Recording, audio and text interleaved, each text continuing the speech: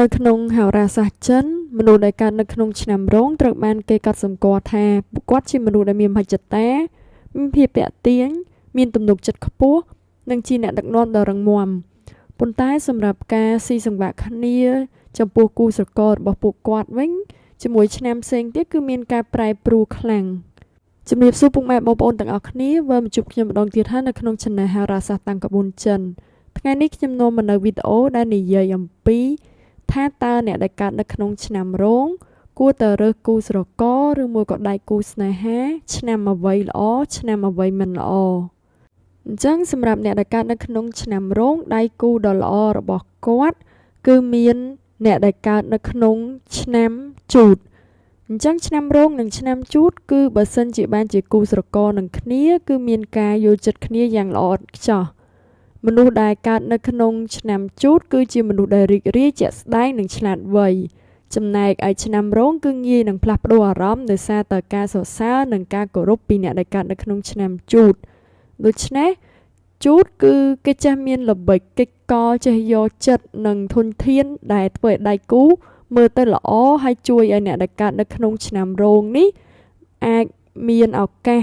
ឡើងយស័ក្តិធំឬមួយក៏ធ្វើកិច្ចការងារទៅបានជោគជ័យច្រើននិងធំដុំផងដែរ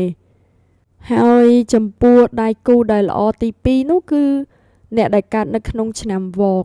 អញ្ចឹងឆ្នាំវកនេះគឺគាត់មានការយល់ចិត្តគ្នាពីធម្មជាតិមកហ្មងជាមួយនឹងអ្នកដែលកើតនៅក្នុងឆ្នាំរោងអញ្ចឹងទាំងពីរឆ្នាំនេះគឺពួកគាត់ជាពពួកមនុស្សដែលមានគំនិតច្នៃប្រឌិតខ្ពស់ឆ្លាតនិងមានថាមពលហើយពួកគាត់ចូលចិត្តនៅការផ្សងព្រេងដូចគ្នាចំណង់ចំណូលចិត្តក៏ដូចគ្នាដូច្នេះអាចជួយជំរុញគំនិតគ្នាទៅវិញទៅមកបានដៃគូឆ្នាំដ៏ល្អបន្ទាប់សម្រាប់អ្នកដែលកើតនៅក្នុងឆ្នាំរោងនោះគឺឆ្នាំរកាមនុស្សដែលកើតនៅក្នុងឆ្នាំរោងនិងមនុស្សដែលកើតនៅក្នុងឆ្នាំរកានេះគឺពួកគាត់អាចរស់នៅជាមួយគ្នាដោយភាពសុខដុមរមនាដោយសារតែពួកគេជាញឹកញាប់គឺមានចំណាប់អារម្មណ៍ការចូលចិត្តដូចគ្នាហើយមានគំនិតថ្មីហើយក៏ជាមនុស្សដែលមានមហិច្ឆតាដូចគ្នាមនុស្សដែលកើតនៅក្នុងឆ្នាំរកាជាមនុស្សឧស្សាហ៍ព្យាយាមនិងអាចជាជំនួយដ៏ល្អបំផុតនៅក្នុងអាជីពនិងគម្រោងរបស់មនុស្សដែលកើតនៅក្នុងឆ្នាំរោងបានទាំង3ឆ្នាំខាងលើគឺមានឆ្នាំជូតឆ្នាំវកនិងឆ្នាំរកាជាដៃគូដ៏ល្អបំផុតសម្រាប់អ្នកដែលកើតនៅក្នុងឆ្នាំរោងសម្រាប់គូបន្ទាប់នេះគឺជាឆ្នាំដែលឆ្នាំរោងគឺគាត់អាចរស់នៅបានហើយជាមិត្តល្អនឹងគ្នាក៏ដូចជាដៃគូដែលល្អល្មមសមរម្យអាចរស់នៅចុះសម្រុងហើយក្រៅពីនេះពួកគេក៏អាចជាមិត្តភក្តិដ៏ល្អផងដែរអញ្ចឹងទាំងអស់គ្នាក្រៅពីរកដៃគូដែលល្អនៅក្នុងការរស់នៅឆ្នាំទាំង4ដែលខ្ញុំនឹងរៀបរាប់បន្តនេះពួកគេក៏អាចជាមិត្តភក្តិដ៏ល្អដែលជួយអ្នកនៅក្នុងការរស់នៅនិងការងារផងដែរឆ្នាំទាំងនោះមានទី1គឺឆ្នាំខាទី2គឺឆ្នាំអាសាញ់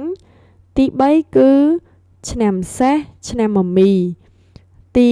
4ឆ្នាំចុងក្រោយនោះគឺឆ្នាំកុរដែលជាឆ្នាំជ្រូកជាទូទៅឆ្នាំទាំង4នេះគឺចូលចិត្តកោតសរសើរទៅដល់រូបរាងដ៏ស្អាតបាតកម្លាំងនិងចរិតថ្លៃថ្នូររបស់មនុស្សដែលកើតនៅក្នុងឆ្នាំរោងដូច្នេះហើយពួកគេចូលចិត្តធ្វើជាមិត្តជាមួយនឹងមនុស្សដែលកើតនៅក្នុងឆ្នាំរោងផងដែរសម្រាប់ឆ្នាំបន្ទាប់នេះគឺជាឆ្នាំដែលជាឆ្នាំដែលគូមិនល្អសម្រាប់អ្នកដែលកើតនៅក្នុងឆ្នាំរោងក៏ដូចជាយើងតែងតែឮគេនិយាយថាឆ្នាំឆុងគ្នានោះឯងដែលធ្វើឲ្យពួកគេបានគ្នាហើយតែងតែរស់នៅជាមួយគ្នាមិនសុខសប្បាយឬមួយក៏តែងតែមានចំនួនអញ្ចឹងឆ្នាំដែល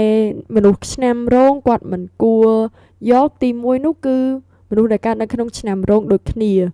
ដោយសារតនិកពីរនៅជាមួយគ្នាជាញឹកញាប់គឺប៉ះទង្គិចគ្នាខ្លាំងទាំងពីរគឺមានឆន្ទៈរឹងមាំដូចគ្នាហើយមានអំណាចដូចគ្នានិងមិនចង់លះបង់ការសម្រេចចិត្តរបស់ខ្លួនចង់ឈ្នះតែរៀងខ្លួនដែលបង្កធ្វើឲ្យទំនាក់ទំនងคล้ายទៅជាការប្រកួតប្រជែងហើយនឹងតានតឹងដូច្នេះហើយអត់លើកទឹកចិត្តឲ្យយកគ្នាទេឆ្នាំទី2នោះគឺមនុស្សដែលកើតនៅក្នុងឆ្នាំរោងមិនគួរយកមនុស្សដែលកើតនៅក្នុងឆ្នាំឆ្លូវទេព្រោះទំនាក់ទំនងជាធម្មតាគឺអាចនឹងពិបាកហើយនឹងតានតឹងមនុស្សដែលកើតនៅក្នុងឆ្នាំឆ្លូវគឺគាត់ជាមនុស្សដែលរឹងចចេះមានស្ថិរភាពនិងជាក់ស្ដែងខណៈដែលមនុស្សដែលកើតនៅក្នុងឆ្នាំរោងគឺមានអារម្មណ៍ ថាខ្លួនឯងមានអំណាចពីធម្មជាតិអញ្ចឹងហើយគាត់ចេះតែចង់គ្រប់គ្រងទៅលើការកិត្តការសម្រេចចិត្តក៏ដូចជាសកម្មភាពរបស់មនុស្សដែលកើតនៅក្នុងឆ្នាំឆ្លូវធ្វើឲ្យពួកគាត់រស់នៅជាមួយគ្នាអត់ចោះសម្រងទេព្រោះឆ្លូវគាត់រឹងចេះការណាអត់សមហេតុផលគឺគាត់អត់ធ្វើចំណែករងគាត់អាងអំណាចឆ្នាំដែលអត់ល្អទី3នោះគឺមនុស្សដែលកើតនៅក្នុងឆ្នាំចអញ្ចឹងមនុស្សឆ្នាំរោងមិនគួរយកមនុស្សឆ្នាំចនេះជាគូទេព្រោះនេះជាការគូសកងមួយធ្វើឲ្យអ្នកដែលកើតនៅក្នុងឆ្នាំរោងគឺឈឺក្បាលបំផុតព្រោះតចគាត់ស្មោះត្រង់ប៉ុន្តែគាត់ប្រយ័ត្នប្រយែងហើយយាមគ្រប់ពេលដែលធ្វើឲ្យមនុស្សដែលកើតនៅក្នុងឆ្នាំរោងហ្នឹងគាត់មានអារម្មណ៍ថាមិនស្រួលហើយត្រូវបានគេដាក់កំហិតទៅលើចំណែកឯឆ្នាំមិនល្អបន្ទាប់ដែលមនុស្សឆ្នាំរោងមិនគួរយកគឺឆ្នាំទន្សាយឆ្នាំថោះរោងនិងថោះគឺត្រូវបានគេចាត់ទុកថាគឺប៉ះពាល់គ្នានៅក្នុងហោរាសាស្ត្រចិនគេហៅថាឆុងគ្នាជាគូមួយដែលជាវៀងព្រោះទំនាក់ទំនងចិត្តស្និទ្ធគឺតែងតែធ្វើឲ្យពួកគាត់នោះបង្កចំនួនឲ្យតែកាន់តែនៅចិត្តគ្នាកាន់តែស្និទ្ធនឹងគ្នារឿងកាន់តែច្រើនឆ្លោះគ្នាក៏កាន់តែច្រើនបន្តមកទៀតនោះគឺមនុស្សដែលកើតនៅក្នុងឆ្នាំបបែឬមួយក៏ឆ្នាំមមែអញ្ចឹងរងគាត់គិតថាមមែឬមួយក៏បបែហ្នឹងខ្សោយពេកហើយទន់ភ្លន់ពេក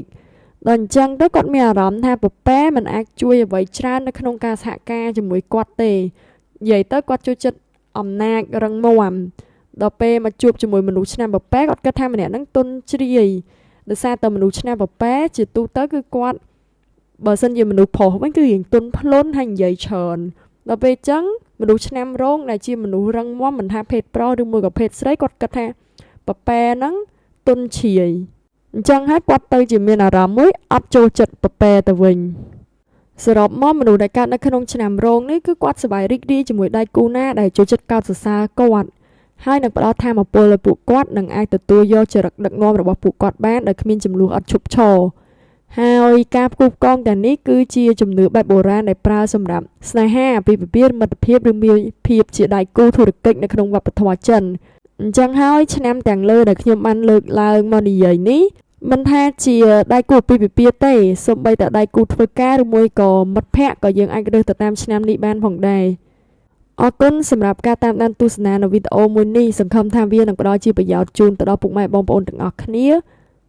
នៅក្នុងការរកដៃគូគូស្រករក៏ដូចជាដៃគូធុរកិច្ចឲ្យជួបតែមនុស្សល្អហើយការងាររលូនទៅមុខផងដែរជម្រាបលាជួបគ្នានៅវីដេអូក្រោយ